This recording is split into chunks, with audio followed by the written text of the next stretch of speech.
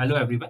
सो आज बेसिकली हमारा जो लेक्चर हम लोग डिस्कस करने जा रहे हैं, हमारा जो नया टॉपिक है, एक नया टॉपिक स्टार्ट होने वाला है जो यूनिट थर्ड से है।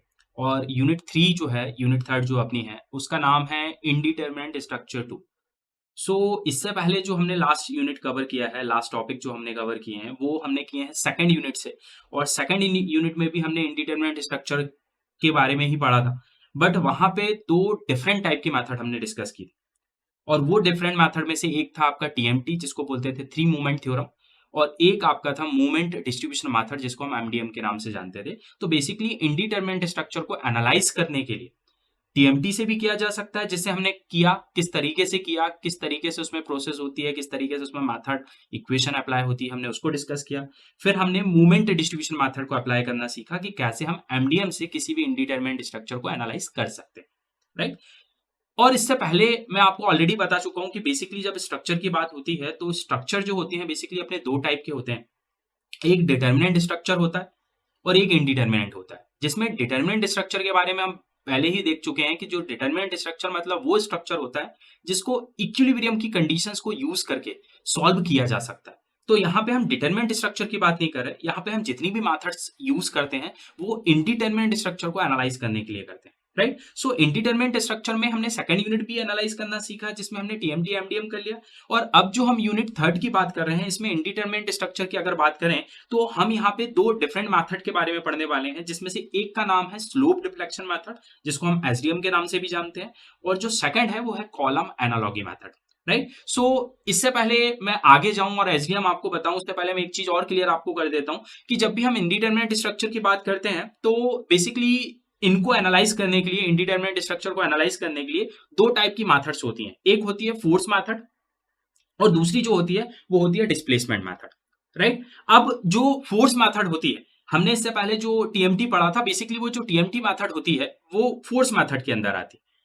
दैट मीन कि जो हमने टीएमटी डिस्कस किया लास्ट यूनिट में वो फोर्स मेथड के अंदर कवर किया गया था। और अब जो हम लोग पढ़ने वाले हैं एसडीएम, वो एसडीएम जो है वो आता है डिस्प्लेसमेंट मेथड के अंदर। और हमने जो एमडीएम पढ़ा वो एमडीएम भी आपका किसके अंदर आता है? डिस्प्लेसमेंट मेथड के अंदर आता है। तो एमडीएम जो डिस्कस किया वो डिस्प्लेसमेंट मेथड का पार्ट था। एसडीएम जो हम डिस्कस करेंगे स्लोप डिफ्लेक्शन मेथड, वो भी आपका डिस्प्लेसमेंट मेथड का पार्ट होगा। बट जो फोर्स मेथड थी उसमें हमने टीएमटी डिस्कस की। इसके अलावा हम कॉलम एनालॉगी मेथड की जो बात करेंगे वो फोर्स मेथड का पार्ट होगा। इसके अलावा यूनिट लोड मेथड होती है, स्ट्रेन एनर्जी मेथड होती है जो हम यूनिट फर्स्ट में पढ़ते थे। इसके अलावा कंसिस्टेंट डिफॉर्मेशन मेथड होती है। ये सारे सारे फोर्स मेथड के पार्ट होते हैं। और डिस्प्लेसमेंट मेथड में लाइक एमडीएम आता है जो हम डिस्कस कर चुके हैं, एसडीएम हम लोग डिस्कस करेंगे डिस्प्लेसमेंट मेथड में। इसके अलावा कानीज मेथड होता है जो स्ट्रक्चर 2 में हुआ करता था, बट वो अभी यहाँ अपने आरजीपीपी के सिलेबस में नहीं है। इसके अलावा मैट्रिक्स मेथड है, वो भी आपके पहले स्ट्रक्चर के 2 पार्ट में हुआ करता था, बट वो अभी अपने सिलेबस में नहीं। तो मेनली जो डिस्प्लेसमेंट मेथड के पार्ट है वो एसडीएम एमडीएम जो सबसे बेस्ट मेथड मानी जाती है इसकी। उसके अलावा कानीज मेथड और एक मैट्रिक्स मेथड इसके अंदर आती है।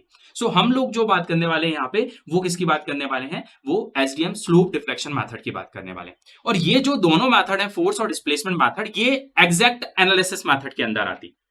मतलब कि जितने भी स्मॉल स्ट्रक्चर्स होते हैं, छोटे स्ट्रक्चर होते हैं जिसपे नंबर ऑफ अननोन्स की वैल्यू कम होती, उस पर डिग्री ऑफ इंडिटरमिनेंसी कम होती है। लाइक कि भाई आपके पास 2 अननोन है, 3 अननोन है, 4 अननोन है, तो हम लोग ये नॉर्मली एग्जैक्ट मेथड से एनालिसिस करते हैं, मतलब फोर्स मेथड और डिस्प्लेसमेंट मेथड की बात करते हैं। एक होती है अप्रोक्सीमेट मेथड।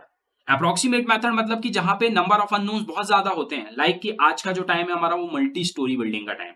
अभी पहले के टाइम पे अगर आप थोड़े साल पहले चले जाइए तो पहले क्या होता था कि बेसिकली इंडिपेंडेंट मकान बनाए जाते थे, तो वो वहां पे जो नंबर ऑफ अननोन्स होते थे वो कम होते थे। लेकिन आज की बात हम लोग करें तो हम अब हॉरिजॉन्टली राइज नहीं कर रहे हैं, बिकॉज हॉरिजॉन्टली हमारे पास स्पेस ही नहीं बचा है। अब हम जो राइज कर रहे हैं वो वर्टिकली राइज कर रहे हैं।